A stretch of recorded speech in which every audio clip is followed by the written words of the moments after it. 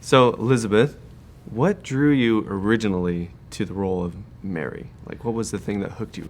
I think from just reading the script for the audition, or just the scenes for the audition, I was really impressed with how complicated this character is and how messy she is. It's a historical figure, and we see these saints usually depicted as saints, just sort of these like untouchable and already saintly. And it was the first time I really saw like who Mary was before Jesus healed her. And as an actress, I had been really frustrated with the sort of roles I was auditioning for or not auditioning for, and felt sort of just frustrated with the quality of like how realistic the depictions of women in general are. And so when I read this, I was really excited about how they made her fully human, fully messy, and also like just a fully dimensional person.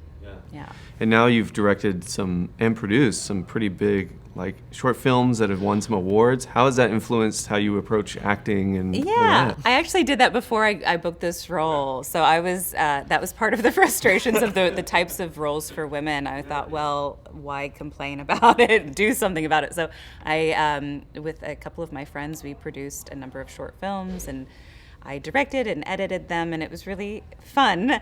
And it gave me this different perspective of what works on screen, because my background, I got my master's in theater.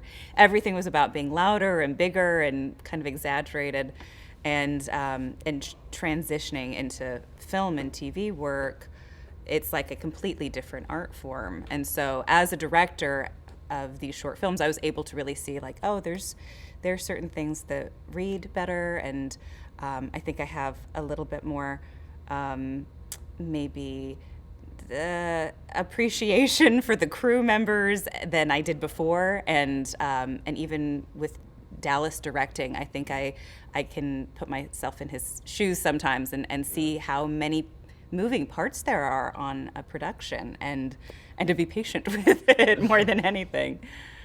And playing Matthew on this show in particular is kind of driven, or has drawn in some attention from like the neurodivergent community. Have you seen any feedback from them on? Oh, all the time. I'm certainly feeling the love, and it actually fuels me to keep going and dig deeper into Matthew's journey and incorporate that kind of inclusivity into the role, because at the end of the day, everyone wants to see a version of themselves or feel like they can relate, and I think that's what makes Matthew pop for most of the people. They really see themselves. So it's really been kind of been an ambassador for the neurodivergent community, and it's kind of been something that's been special in my heart as I go on to look for more endeavors in that space to kind of bring awareness and inclusivity at the end of the day. Yeah. And then for you both, like, what are some of the greatest challenges and rewards of working on this latest season so far? I mean, the rewards this season have been a lot of different types of scenes. For Mary's journey this season, she's doing some things that are very different from what we've seen before. She's finally like not thinking about her past or herself in any way. She's completely focused on a mission to help Jesus, and so that's exciting to be able to have new types of scenes written for Mary. Challenges, I would just say, as always, the weather, the heat, the dust storms, the heat, yeah. But we're lucky because a lot of the scenes we were able to film in the studio on the stage, so it's much easier whenever we film indoors. Yeah.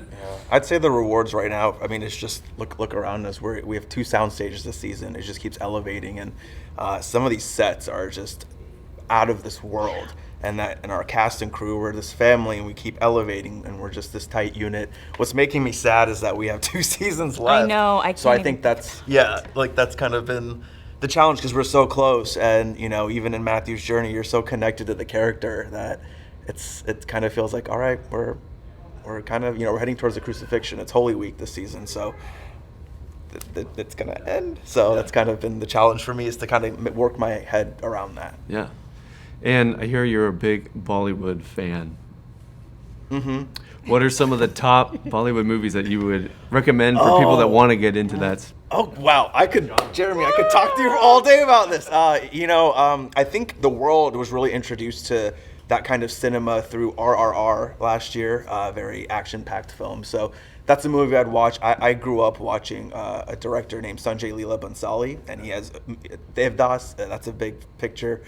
So all those kind of movies as you can see, it's like it woke me up. But yeah, it's been a passion of mine because growing up, that's the kind of industry I was introduced to because of my parents. Yeah. So that's how I knew I wanted to work in the arts. And then I started watching Hollywood and American stuff. So Awesome. That's awesome. If you enjoy videos that follow your values like ours and you want to help us continue, go to movieguide.org/donate because we're actually a nonprofit. You may not know that, but we're working in Hollywood every day to help families have more choices that follows their values. And also subscribe right now.